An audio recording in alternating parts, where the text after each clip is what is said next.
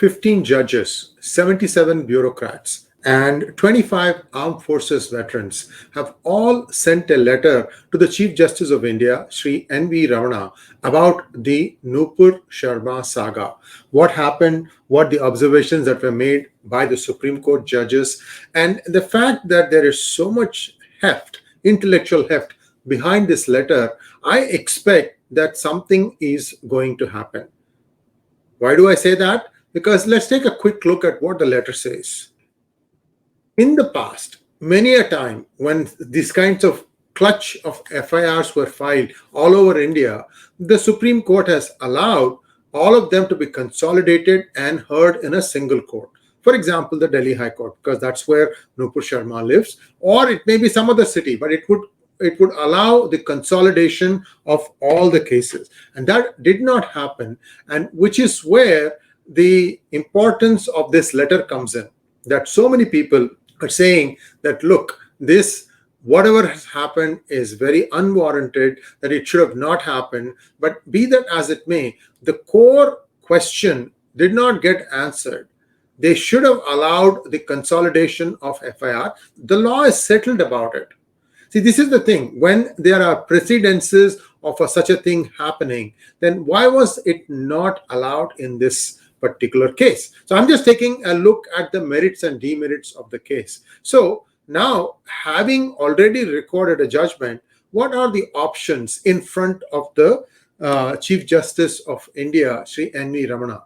Well, there are a few things that I can think of, and what could be happening is that maybe there will be some sort of a compromise worked out, that the Supreme Court issues a statement without censoring the judges or their outbursts, but a certain kind of a code of conduct, if you will, of saying that, the Supreme Court judges shall endeavor to stay on the case and look at the merits and demerits of the case and not make observations that could perhaps be misconstrued or that could be outside the scope of the case in front of them.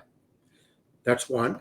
The other one is that the judgment could be modified to allow clubbing of the FIRs all into one, and that single case be put in front of a particular high court. And I expect that to be the Delhi High Court, because I believe Nupur Sharma lives in Delhi. I could be wrong about this, but be that as it may, wherever she stays, whatever she has requested, that request, I expect to see it granted.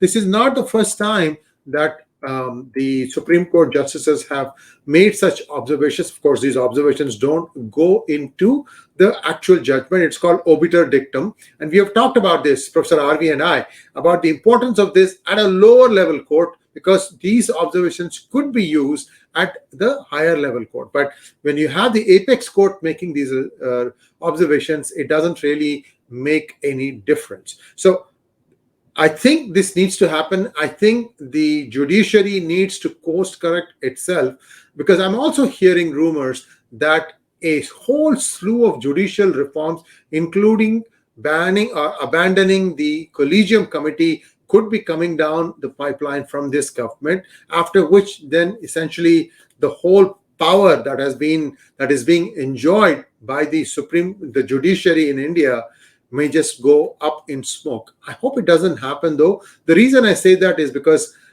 judiciary should be able to self-regulate itself. I mean, you may agree with me on this or you may not agree with me, but I look at how it is in the United States. The Supreme Court judges are for life.